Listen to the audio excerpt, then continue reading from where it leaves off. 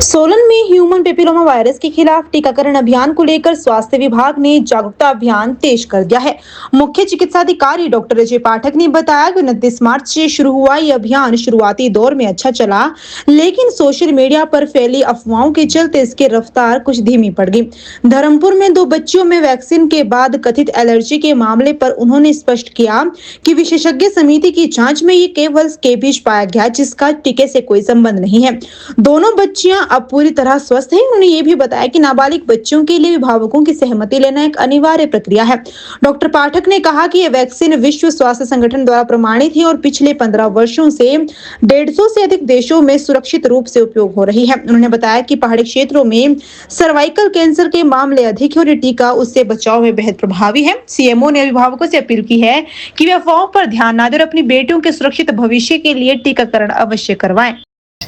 जैसा आपको पता है कि ह्यूमन पेपिलोमा वायरस के लिए वैक्सीनेशन रोल आउट कैंपेन चलाया गया है। 29 मार्च से ये कैंपेन हमने हिमाचल प्रदेश में और हमारे ज़िले में शुरू किया था।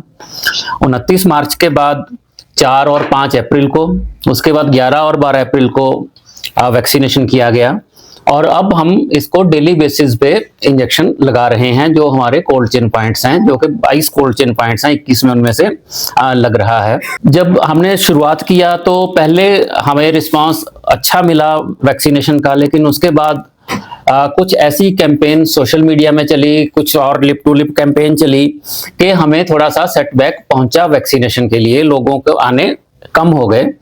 अभी तक हम 581 लोगों को बच्चों को ये लगा चुके हैं। जो ह्यूमन पेपिलोमा वायरस का जो वैक्सीन है, मर्क कंपनी का वैक्सीन है, गार्डासिल 4 इसका नाम है।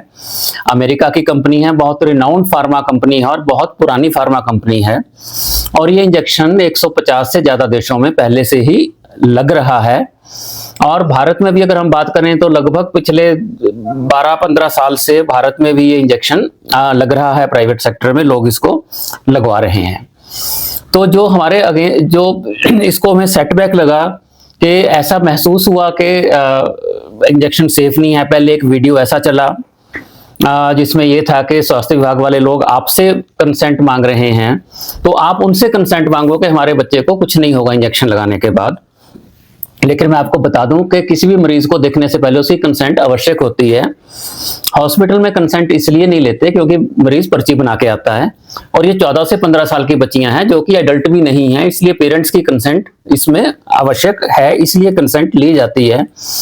दूसरा एक प्रोपेगेंडा वो चला सोशल मीडिया में कि 2 बच्चियों को ट्विंस थी, धर्मपुर में इंजेक्शन उनको लगा, उसके बाद टांग पे थोड़ी सी एलर्जी, स्किन के निशान कुछ देखे गए।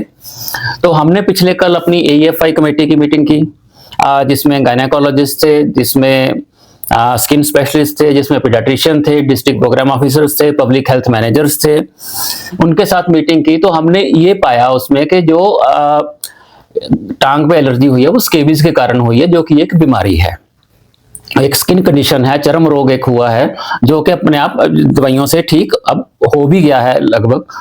तो लेकिन इसके कारण हमें बहुत सेटबैक लगा। तो आपके माध्यम से मैं जो ये कहना चाहूंगा कि बच्चेदानी के मुंह के कैंसर से ये वैक्सीन बचाता है और पहाड़ी राज्यों में बच्चेदानी के मुंह के कैंसर की इंसिडेंस काफी ज्यादा है। तो प्राइवेट सेक्टर में पहले से ही लग रहा है और काफी महंगे दामों पे लग रहा था।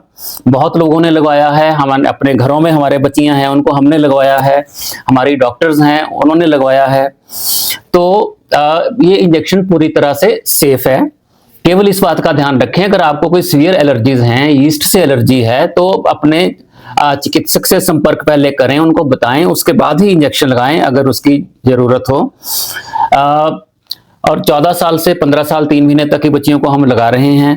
अब हमारे जो CCPs हैं वहाँ रोज लग रहा है, तो अपनी बच्चियों को वहां लेके आएं और अपने इस इंजेक्शन को लगवाएं।